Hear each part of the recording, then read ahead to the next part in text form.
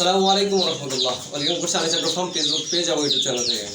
আচ্ছা, কয়েকদিন আগে আমি একটা ভিডিও দিয়েছিলাম যে বলেছিলাম যে আমার একটা কবুতরের বাচ্চা আপনার 400 গ্রাম থেকে 500 গ্রাম হয়েছে।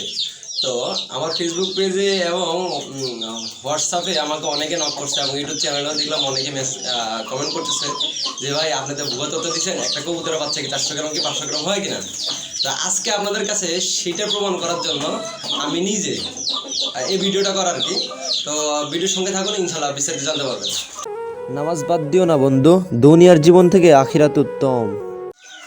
আচ্ছা, আমরা যদি কবুতরটা দেখতে পাচ্ছেন, এর একটা রেসার কবুতরের বাচ্চা। তো এই কবুতরটা রিসেন্টলি উড়াল দেওয়া শিখতেছে, এখনও উড়াল দেওয়া সম্পূর্ণ করে নাই। নিজে নিজে খাচ্ছে, বল দিচ্ছে, হালকা হালকা করে খোপ থেকে নামছে। তো বেসিক্যালি এটা দুইটা বাচ্চা ছিল, অল্প কিছুদিন আগে একটা বাচ্চা নষ্ট হয়ে গেছে, অল্প কিছুদিন আগে, বেশি দিন হয় নাই। অনেকে বলবেন যে ভাই একটা বাচ্চা তো বাচ্চা খাইটাই অনেক পুষ্ট হয়ে গেছে এই সন্তান। আসলে বিষয়টা এরকম না। আমার প্রত্যেকটা জোড়ার কবুতরে আলহামদুলিল্লাহ এরকম সাইজ হয়। এখন মেইনলি এটা সাইজ হওয়ার কারণ হলো কি, আপনি যখন বড় জাতের কবুতর পাবেন তখন বাচ্চাগুলো একটু বড় বড় হবে, এটা বাস্তবতা। তো এখন বেশি কথা বাড়াবো না, আপনাদেরকে এটা ওজন করে দেখাবো যে আসলে এর ওয়েটটা আসলে 400 গ্রাম 500 গ্রাম হয়েছে কিনা, এটা দেখাবো আপনাদেরকে। এই যে আমি একটা আচ্ছা, এই দেখেন আমি একটা ওজন মাপার একটা ইয়া কিনেছিলাম, যাতে আমি টুকটাক মধু সংগ্রহ করি এবং চাকের মধু বিক্রি করি। সেক্ষেত্রে সেই সুবিধার্থে যাতে ওজনে কম বেশ না হয়, সেই জন্য এটা সংগ্রহ করা। যাই হোক, এটা দিয়ে আপনাদেরকে মেপে দেখাচ্ছি যে কেমন হয়। দেখেন,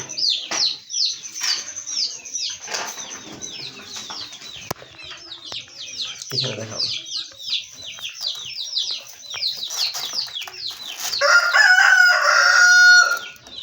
এই দেখেন 400।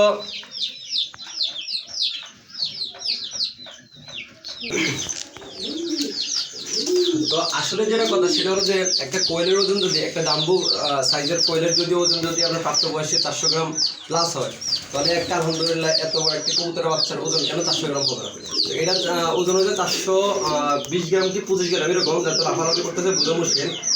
এখন তো ওজনটা কমে গেছে, যার কারণে 425 গ্রাম কি 20 গ্রাম দেখাচ্ছে আর কি। যাই হোক, আলহামদুলিল্লাহ। বাইরে প্রচুর রোদ। এই দেখেন কবুতরটা এখন উড়ো দিতে পারে অবশ্য। দেখি একটু খাবার দিই।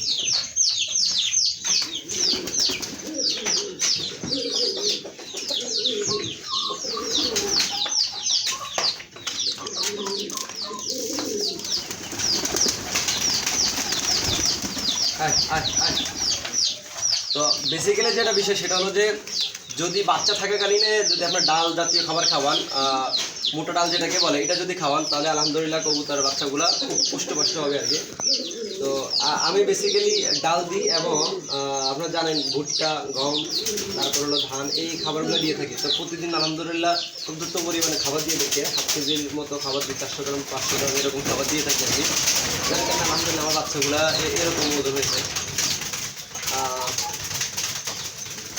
দেখেন, একটা কবুতর বাচ্চা, এটার ওজন কমসে কম হলো 400 গ্রামের কাছাকাছি হবে, 400 গ্রাম না হলেও 350 গ্রাম এরকম হবে, এরকম দেখেন বর্তমান।